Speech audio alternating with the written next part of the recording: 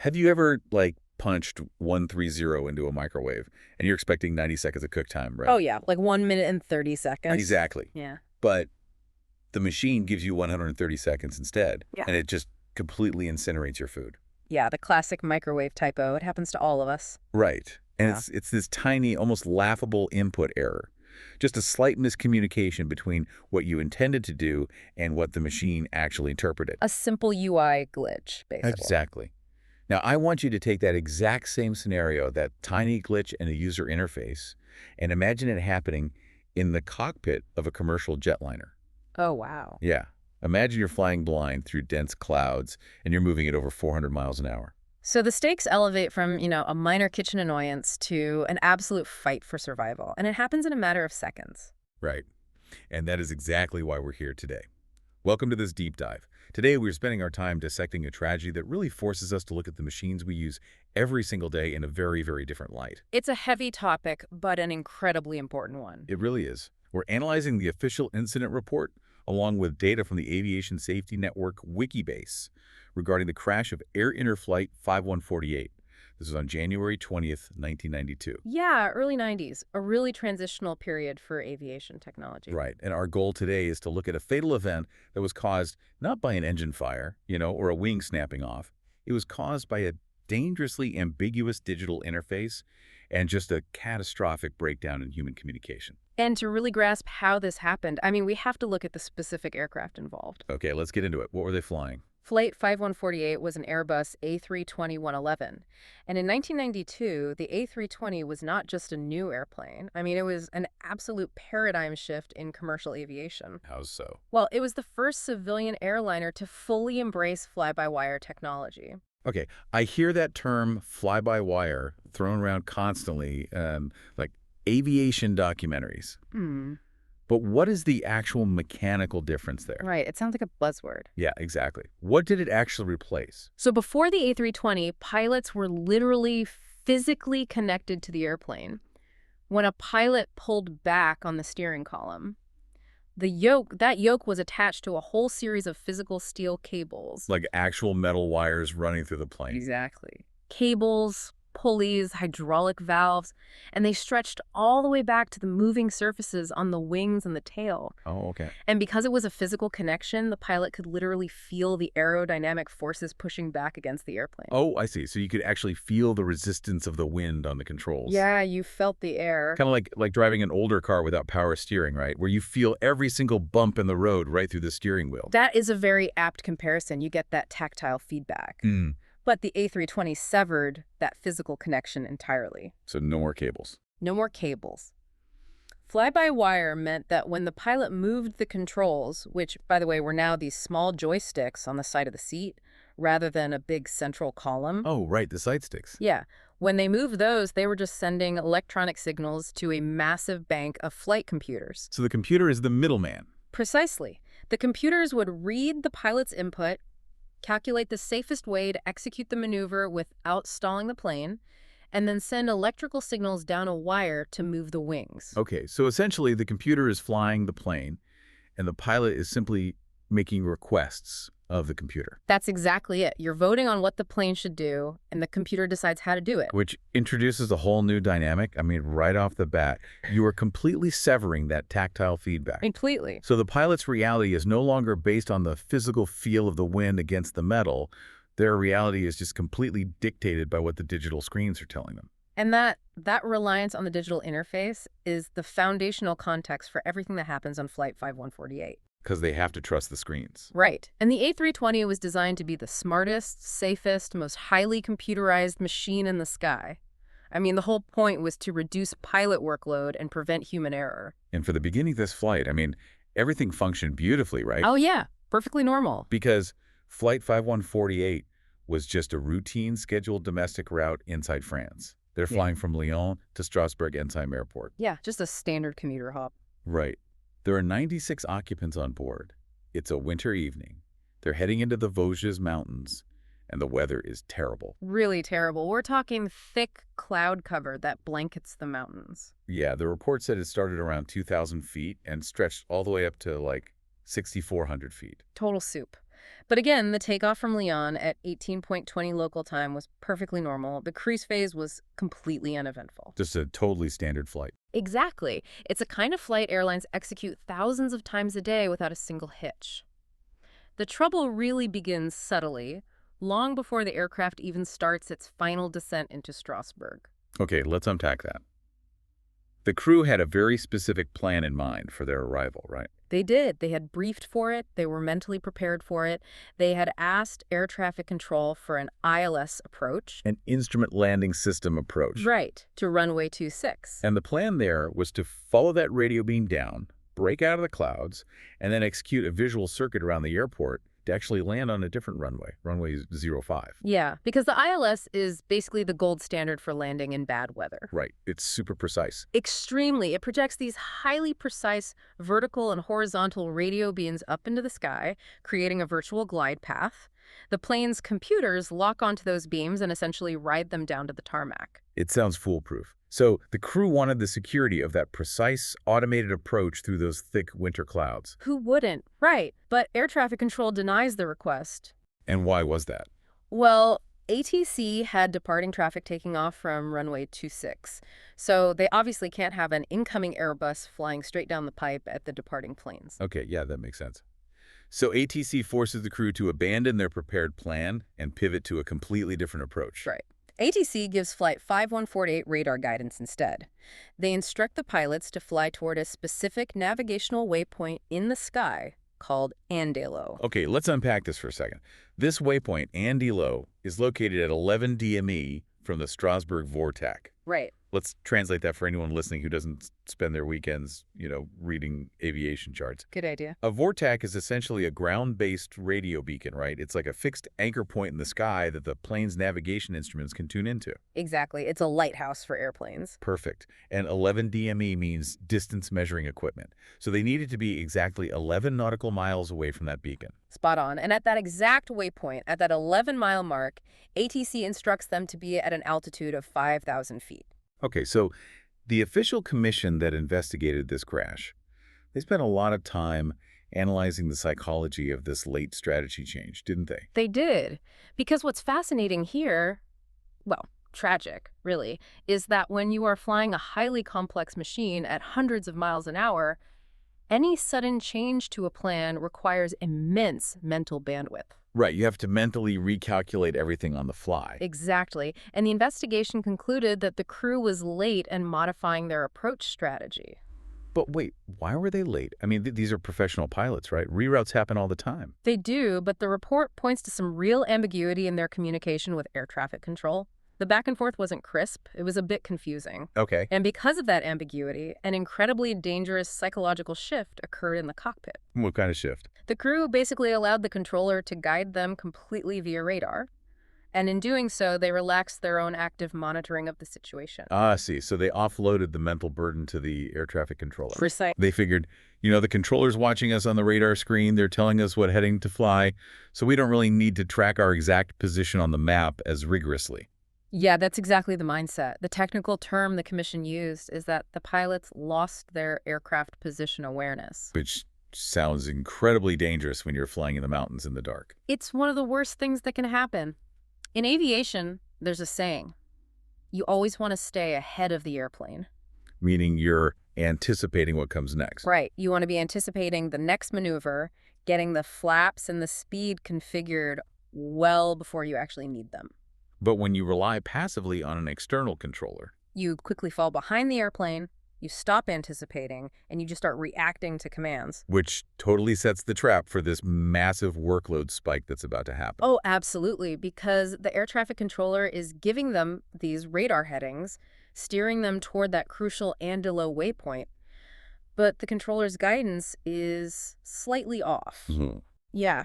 The headings they're given do not perfectly align the Airbus with the runway by the time they reach the waypoint. So as they arrive at Andelo at 5,000 feet, they are suddenly hit with this massive, compounding set of problems. It's a complete bottleneck. The pilot flying has to make immediate lateral corrections to steer the plane left and right, just trying to line up with the runway. And at the exact same time, they have to configure the aircraft for landing, Right. Deploying flaps, lowering the landing gear, managing the airspeed. Right. And critically, they have to initiate the actual descent down toward the airport. So they are just bombarded. It's a total cognitive bottleneck. Completely. And the human brain can only process so many streams of information at once. Right. I mean, when human beings are pushed to the absolute limit of their mental bandwidth, we inherently drop manual tasks, and we lean as heavily as possible on whatever automated tools are available. We want the machine to handle the math so we can focus on steering. Exactly. Which forces us to look really closely at the interface they were using to communicate with that machine. Yes. This is where it all goes wrong. To get down to the runway safely after passing Andy Low, the approach profile required a 5.5% slope. Okay, and let's translate that. Converted into the language of the cockpit, that requires the airplane to descend at an angle of 3.3 degrees. Right, 3.3 degrees. That is the core number here. So the pilot, who is drowning in this workload spike, trying to wrestle the plane into horizontal alignment, reaches out to tell the computer to handle the vertical descent. Right. He reaches for a panel on the dashboard called the flight control unit. And he types in that is 3.3. Yes. And the intention there is obvious. Completely. Take us down at a 3.3 degree angle. The input was clear, but the context of the machine was completely, fatally wrong. Okay, here's where it gets really interesting and horrifying. Tell us about the modes. So the flight control unit was currently operating in a mode called heading and vertical speed. It's usually abbreviated on the panel as HDGVS. Okay. It was not operating in the mode called track and flight path angle, or TRK-FPA. And this right here is the lethal misunderstanding between the human and the computer. Exactly, because if the computer had been in flight path angle mode, typing Monitas 3.3 would have initiated a smooth, gradual descent of 3.3 degrees. Right.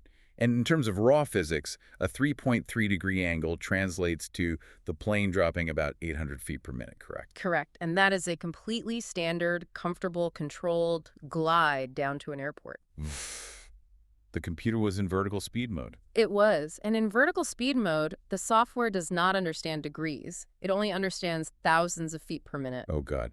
So the computer received the input monitor 3.3. And it executed the command flawlessly, according to its programming. It initiated a descent of 3,300 feet per minute. Yes. Let's just visualize that for a second. Because an 800 foot per minute descent is a normal, gentle landing, a 3,300 foot per minute descent is plummeting toward the Earth more than 4 times faster than you should be. It's essentially a dive. The plane is diving. It is a terrifying trajectory. Mm. And the physical environment outside the cockpit plays a massive role in why this wasn't immediately caught by the pilot. Right, absolutely. Remember, they were flying over mountains at night, totally enveloped in a thick cloud layer. Right, from 2,000 feet up to 6,400 feet.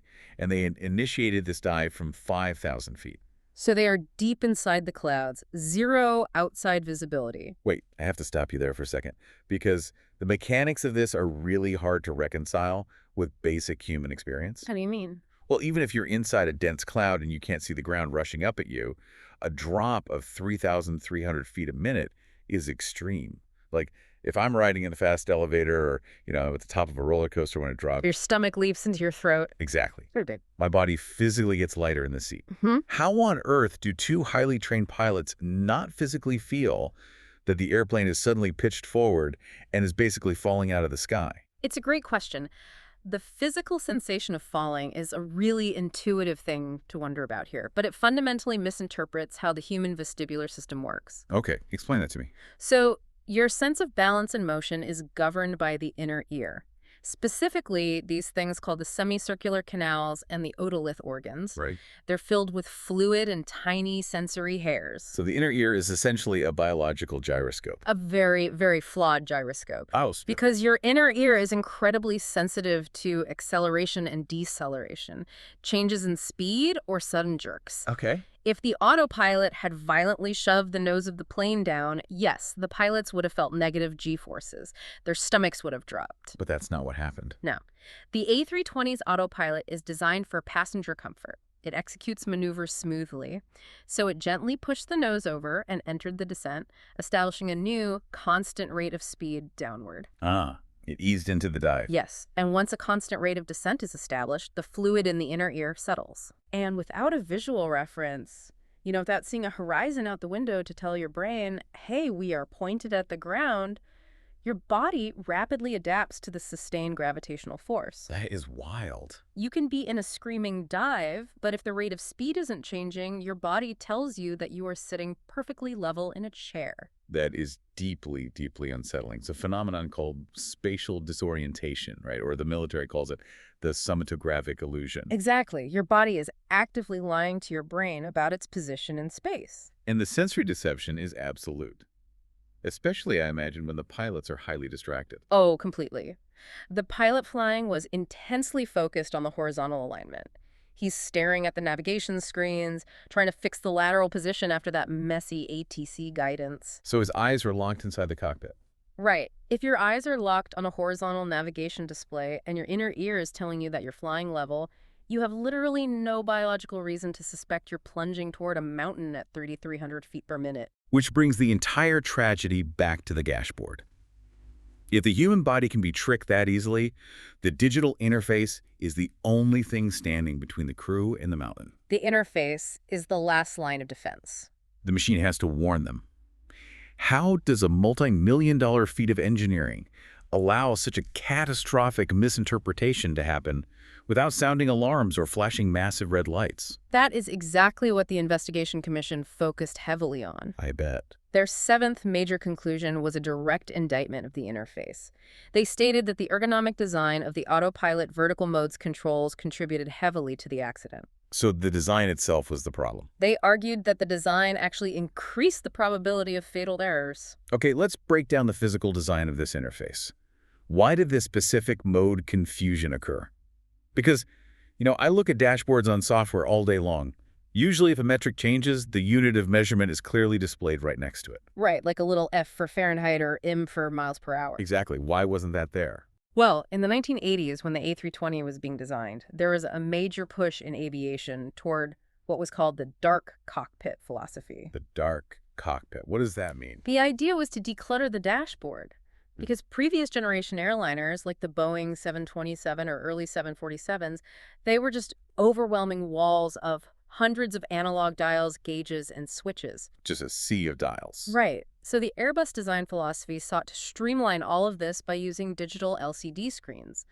The goal was to present only the information the pilot immediately needed and keep the rest dark. Simplify the visual noise to reduce stress? I mean, it makes sense in theory. In theory, yes. But in practice, to save dashboard real estate, they made a fatal compromise. What was it? The flight control unit used the exact same small digital display window to show two drastically different measurements. Oh, you've got to be kidding me. No, if you selected flight path angle mode, the little screen showed degrees. But if you selected vertical speed mode, that exact same screen showed thousands of feet per minute. So wait, if I type in 3.3, the screen just shows 3.3. Yes. It doesn't say 3.3 degrees or 3,300 feet per minute. It just shows the raw digits. On the original A320 interface, the only visual difference between the two modes was a tiny decimal point. A decimal point. Yep. In one mode, the screen read 3.3. In the other mode, the screen read 33. That is insane. And in a dark, turbulent cockpit, when an exhausted pilot is glancing at the panel for, a fraction of a second while wrestling with lateral navigation? Exactly.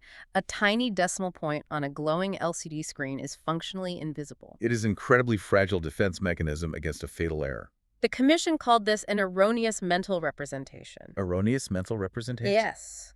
The pilots looked at the number 33 on the screen, but because they had intended to type a 3.3-degree angle, their brains saw what it expected to see. Oh, wow. Their mental model of reality was that the airplane was safely descending at 800 feet per minute. The reality of the system was entirely different. It's like renting a car in Europe, right? Where the climate control is in Celsius. Ooh, yeah. Good analogy. You get in, you are freezing cold, and you want it to be 75 degrees Fahrenheit, so you crank the dial up to 75. But the machine is in Celsius mode. Right, and 75 degrees Celsius is like 167 degrees Fahrenheit. Exactly. It receives the command 75, and diligently begins pumping the heat up to maximum, literally trying to boil you alive, because it's executing your exact command in the language it speaks. To the digital screen, a 75 is just a 75. That analogy perfectly isolates the danger of mode confusion, and the danger just amplifies when you introduce automation dependency. Right. Because the human brain is inherently lazy, right? It wants to conserve energy. When engineers design systems to be helpful and streamlined, operators naturally begin to trust the machine unconditionally. We just assume the machine knows what we meant. Exactly. They delegate tasks entirely. And because the crew was dealing with the sudden workload peak of fixing their horizontal alignment, they delegated the vertical control completely to the autopilot, They handed over the keys to the descent. trusting that the computer understood their intention. And the report is very explicit on this point. The crew focused their attention on horizontal navigation, and they completely ceased monitoring the vertical trajectory. They stopped checking the math. They stopped cross-referencing the autopilot's actions against their primary flight instruments, like the altimeter or the vertical speed indicator. Wow. And this is a concept everyone listening can really apply to their own lives. Absolutely. I mean, think about the medical devices in an ICU, or financial software executing trades, or even just your spell check auto-correcting a vital legal document. Right.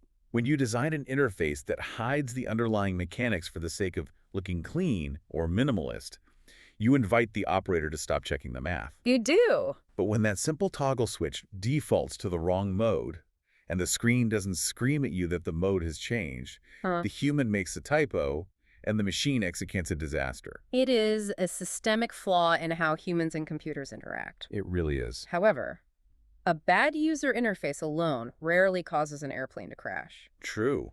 There are supposed to be safeguards. Commercial aviation is built on overlapping layers of defense, and the most important layer of defense isn't a computer. It's the other human being sitting a few inches away. Exactly. Which moves us into, honestly, the most haunting part of this report. Yeah. The failure of technology here gives way to a profound failure of human psychology. It does. We have to address the Commission's finding regarding the crew itself. Right, because the official language cites below-average crew performance. Yes. I mean, the Airbus is plunging at over 4 times the normal rate. The nose is pitched down abnormally. The airspeed is accelerating past limits. And yet the two highly trained professionals in the cockpit noticed absolutely nothing. Nothing at all. And to understand how this happens, we have to look at the breakdown of crew resource management, or CRM. CRM. Okay, explain that. In modern aviation, the cockpit is supposed to operate as a system of checks and balances. One pilot is the pilot flying, actively manipulating the controls. The other is the pilot monitoring, whose sole job is to watch the instruments and verify that the pilot flying and the autopilot are doing the right things. So one acts and the other verifies. It is a continuous loop of cross-checking. Exactly. That is how it is supposed to work. But that loop completely disintegrated on Flight 5148. How so? Well, the investigation outlines specific, severe failures. First, there was a total lack of cross-checks. Neither pilot verified the output of the automated system. Neither of them. Neither. Furthermore, they failed to make mandatory verbal announcements that were required by their operating manual for that specific phase of flight. Just skip them. Yeah. And they also skipped a critical safety procedure called the height and range check. Okay, what is a height and range check? In a VOR DME approach, which is what they were doing, there's a chart that says, for example, at 8 miles away, you should be at 3,000 feet. At 6 miles away, you should be at 2,000 feet. Okay, like checkpoints on a map. Exactly. And you are supposed to read the distance out loud, check the altimeter, and explicitly confirm you are on the right slope. And they didn't do that. They just skipped it entirely. Wow. But why? I mean, these are professionals. This kind of procedural breakdown usually happens because of task saturation, which we touched on earlier, right? Yes. But it leads to a very specific neurological condition called channelized attention. Channelized attention. Right. When the brain is completely overwhelmed with a high-stakes visual task, like fixing a botched approach path on a radar screen, it physically begins to shut down other sensory inputs to conserve processing power. Wait, really? So they aren't just ignoring the instruments. Their brains are literally filtering out the information. Exactly. It can lead to inattentional blindness. Meaning you stare directly at an altimeter spinning out of control, and you simply do not register the movement. Yes. And it also leads to inattentional deafness, where you literally don't hear warning chimes or even the voice of the person sitting right next to you. That is terrifying. And that explains the chilling phrase the investigators used to describe the cockpit environment. The ambiance. Yes. The report noted an ambiance characterized by minimum communication between crew members. It's the sound of two minds retreating into tunnel vision. High stress from the ATC reroute, combined with the intense focus on horizontal alignment, just caused them to isolate themselves. It's like imagine a surgical team operating in an emergency room, right? The patient is crashing, alarms are ringing. But instead of the lead surgeon calling out instructions and the anesthesiologist calling out the vitals, the entire room is just dead silent. Everyone is staring at their own individual monitor. Exactly. Desperately trying to fix one piece of the puzzle and assuming the other people have the rest under control. If nobody speaks, nobody realizes they are all making the same fatal assumption. That is a perfect analogy, and that silence was deadly. Because the tragedy of an erroneous mental representation is that it's often incredibly fragile. Meaning it's easy to break. Very easy. It doesn't take much to shatter it. If the pilot monitoring had simply performed their duty and spoken a single routine tell-out. Like what? If they had just said aloud, checking descent rate, we're passing 3,000 feet per minute, the spell would have broken instantly. Oh, man. The pilot flying would have snapped out of their channelized attention, looked at the vertical speed indicator, realized the mode error, and pulled back on the stick. Just a few words could have saved everyone. Just a few words. But because no one spoke, they remained trapped together in a shared delusion that the machine was executing a safe, normal landing. It's just devastating. Okay, let's track the final moments of the timeline. The aircraft is passing through the clouds about 3 nautical miles past the Andiello waypoint. And they're descending at an incredible speed. 3,300 feet per minute. The crew is totally silent, hyper-focused on lateral navigation. At this point, the aircraft is essentially a ballistic object heading toward the terrain. They strike the trees first? Yes. And then, at the 2,620-foot level, the A320 violently impacts a 2,710-foot-high ridge near Mount Sanodale. The airframe is instantly destroyed by the sheer kinetic energy of the crash. Out of the 96 people on board, 87 lose their lives.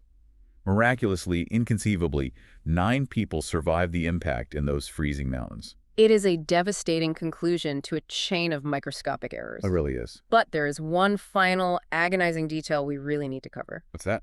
Even with the interface confusion, even with the crew silence and the task saturation, there was one final piece of technology designed specifically to prevent this exact scenario. Okay. And it wasn't there. Wait, you mean the ground proximity warning system, the GPWS? Yes. Oh, wow. Okay, explain what that is for the listener. A GPWS is an independent safety net. It does not rely on the pilot's inputs, and it does not rely on the autopilot's programming. It's completely separate. Completely. Yeah. It uses a downward-pointing radar altimeter to bounce radio waves directly off the Earth below the aircraft. Okay, so it measures the physical distance between the belly of the plane and the actual ground. Right. And if the terrain is rising up to meet the plane too fast, the system overrides everything else in the cockpit. It screams at you. Exactly. A loud synthetic voice screams, "Terrain! Terrain! Pull up P!"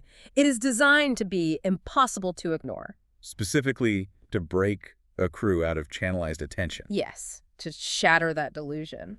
But the official report clearly states that Flight 5148 was not equipped with a GPWS. But how?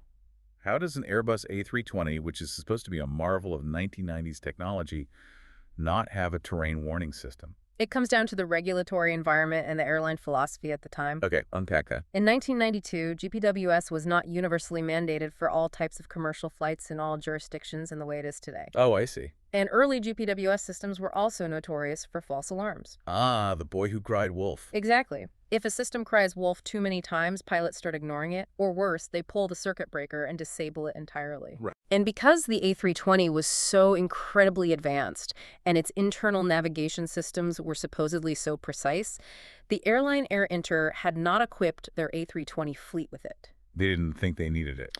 Right. They relied instead on the plane's high-tech flight management computers. They trusted the software to keep them out of the mountains, not realizing the software could be told to slide directly into one. That is exactly the irony. The Commission highlighted this heavily. The absence of a GPWS and the lack of an operational doctrine for its use deprived the crew of their absolute last chance of survival. Because the interface tricked them, their bodies lied to them, their communication broke down, and the final mechanical alarm that could have jolted them awake simply didn't exist. They were completely blind to their fate until the very millisecond the plane tore into the trees. When you lay out the timeline from start to finish, the crash of Air Inter Flight 5148 perfectly illustrates the Swiss cheese model of accident causation. Oh, perfectly. Every layer of defense has holes in it. Human error, mechanical design, regulatory gaps. And usually the holes don't line up. Exactly. Usually the interface is bad, but the pilot catches it. Mhm. Or the pilot misses it, but the co-pilot speaks up. Or the co-pilot is silent, but the terrain alarm goes off. Something catches the error. Right. But on January 20th, 1992, every single hole lined up perfectly. The legacy of this crash profoundly altered aviation, though. Tell me about that. What changed? Well, Airbus subsequently changed the design of the flight control unit. They fixed the decimal point. Yes. They updated the interface so that vertical speed is always displayed as a 4-digit number, like 3,300, Okay. while flight path angle is displayed as a 2-digit number, like 3.3. So they fundamentally altered the visual representation to ensure that mode confusion could never happen so easily again. Right. It is a textbook case of how human factors and ergonomics absolutely dictate safety. It is an absolute masterclass in the dangers of ambiguous automation. And it really forces us to confront how we interact with technology. Not just pilots, but all of us. Exactly. Whether you are driving a car with a self-driving feature, operating a complex piece of medical machinery, or just relying on a GPS algorithm to chart a path, you are participating in the exact same human-machine dynamic. You have to ask yourself, are you verifying what the machine is actually doing? Right. Or have you relaxed your attention, delegated your situational awareness, and trusted the interface implicitly? And when you're stressed and overworked, do you go silent and retreat into tunnel vision? Or do you actively communicate and cross-check your reality with the people around you? These are the critical questions, because the technology will always do exactly what it is programmed to do. It doesn't make mistakes. The catastrophic failures almost always occur in the friction point between human intention and digital interpretation. Which leaves a final, deeply uncomfortable thought to consider as we close this deep dive. What's that? We are entering an era where automated systems and artificial intelligence are becoming infinitely more capable every single month. Right. And as these systems become more complex, the interfaces we use to interact with them are purposely designed to become simpler. They hide the immense mathematical logic behind clean, minimalist screens. The dark cockpit philosophy applied to everything. Exactly. Mm-hmm. But if an interface becomes so opaque that a human operator no longer truly understands the mechanics happening behind the glass, do we permanently lose our ability to cross-check the machine? Wow. Are we, in our relentless pursuit of convenience and uncluttered design, creating interfaces that slowly turn active, responsible operators into completely passive, uncomprehending passengers? It's a chilling thought. Keep that in mind the next time you type a simple number into a smart device, hit enter, and blindly trust the machine to know exactly what you meant.